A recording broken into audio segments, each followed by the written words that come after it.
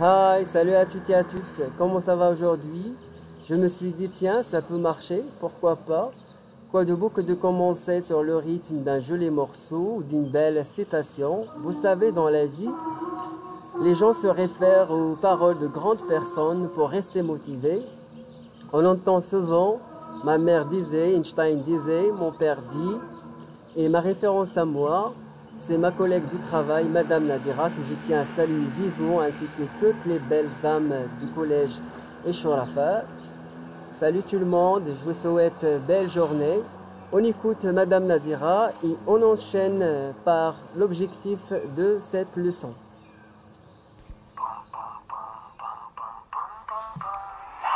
Bonjour les enfants.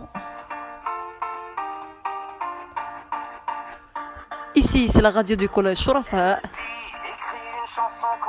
Et je suis Nadira.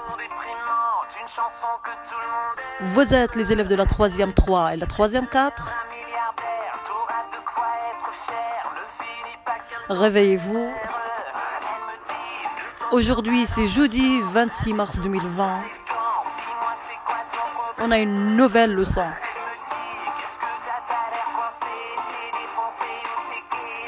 Secouez-vous les enfants. Préparez vos stylos, vos cahiers et vos livres. On a une leçon de lecture.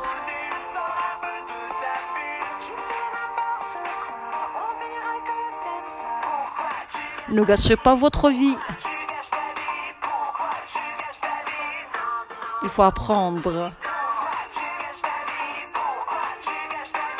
Il faut apprendre les enfants, ne gâchez pas votre vie, réveillez-vous alors. Alors, qu'est-ce que vous en dites? C'est magnifique, n'est-ce pas? Restez motivés, ne gâchez pas votre vie, c'est l'affaire de la vie de tous les jours.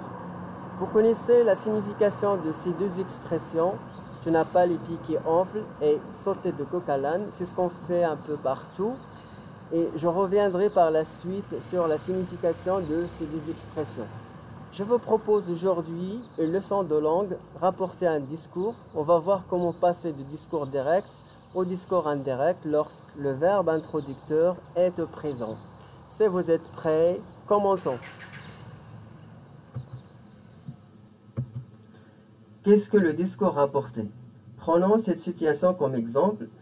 Tu arrives en retard, tu entres en classe, tu prends ta place. Le prof a déjà distribué des tâches à tes camarades et toi tu ne sais pas quoi faire, alors tu demandes à ton camarade d'à côté qu'est-ce que vous a demandé le prof? Il a dit quoi le prof? Quelle tâche le prof vous a-t-il demandé? Alors ton camarade répète, rapporte et cite les paroles de ton prof. Le discours rapporté, c'est donc rapporter et répéter les paroles d'une autre personne. Il y a deux façons de rapporter un discours, soit directement, soit indirectement. La question qu'on se pose, quelle en est la différence? Le discours direct consiste à rapporter les paroles telles quelles sans être modifiées. Ainsi, le discours direct, dans l'illusion que les personnages prennent eux-mêmes la parole, elle permet de donner de la vivacité à un récit en donnant la parole directement au personnage.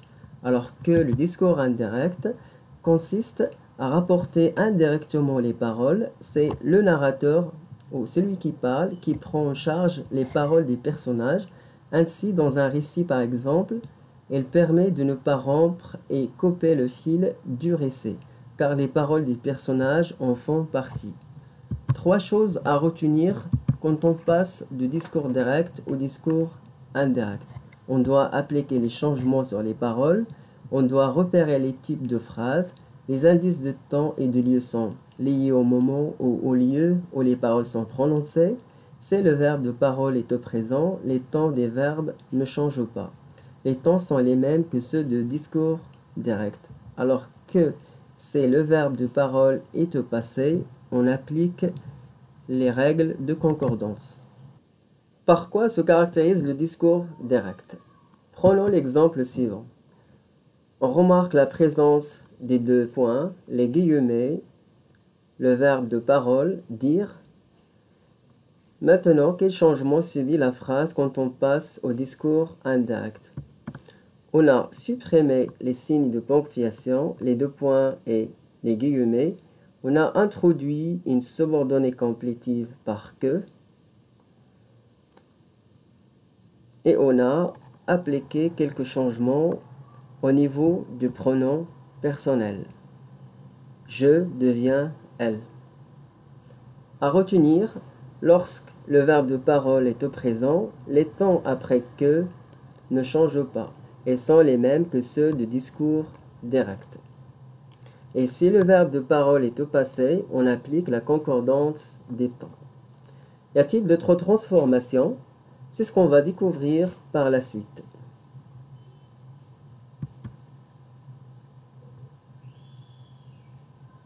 Qu'est-ce qui change quand on passe du discours direct au discours indirect? C'est ce qu'on va voir à partir de ces exemples. Une chose à retenir, il faut toujours se demander quel est le type de phrase utilisée dans le discours direct.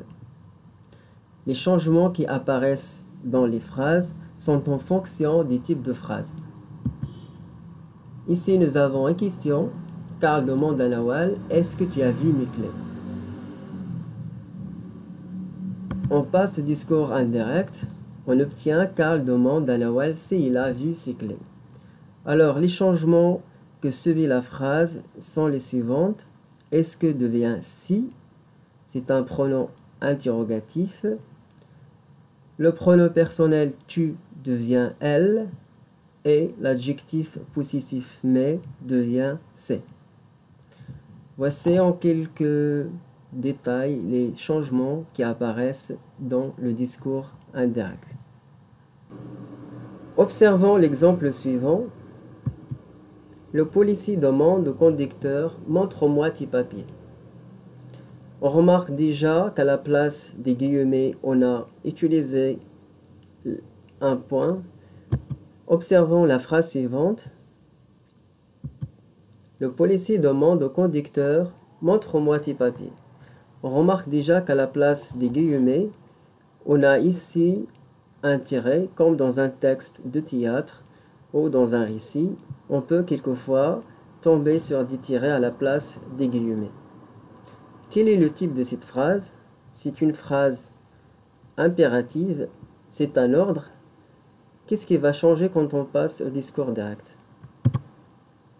Alors, nous avons le policier demande au conducteur de lui montrer ses papiers. La phrase impérative se transforme en une phrase impérative introduite par la préposition de. Moi devient lui et l'adjectif possessif t devient c'est. Un autre exemple pour bien comprendre. Karl me demande « Qu'est-ce que tu as ?» Quel est le type de cette phrase? C'est une question. Elle est introduite par « Qu'est-ce que ?» Alors quand on passe au discours indirect, « Qu'est-ce que » devient « ce que ?» Autre exemple. « Où vas-tu ?» me demande le petit singe. Quel est le type de cette phrase? C'est une question introduite par « Où ?» Qu'est-ce qui va changer dans le discours indirect?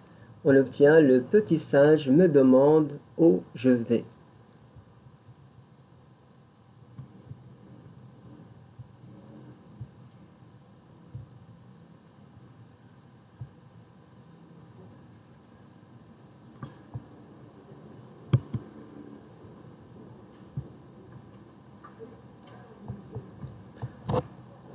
À retenir, le discours direct consiste à rapporter les paroles telles quelles, sans être modifiées. Le discours indirect rapporte les paroles en introduisant une subordonnée complétive par que, ou une interrogative indirecte par si, ou un mot interrogatif, ou quel, etc.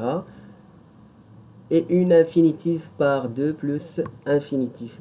Elle se caractérise par l'absence de guillemets, des points d'interrogation et d'exclamation, le changement des pronoms personnels, des pronoms et adjectifs possessifs et des indications de temps et de lieu lorsque le verbe introducteur est au passé.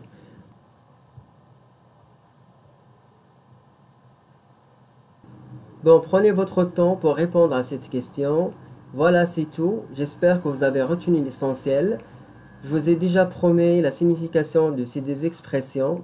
Tu n'as pas les pieds qui enflent, qui signifiait être une personne modeste, une personne qui ne cherche pas à se faire remarquer.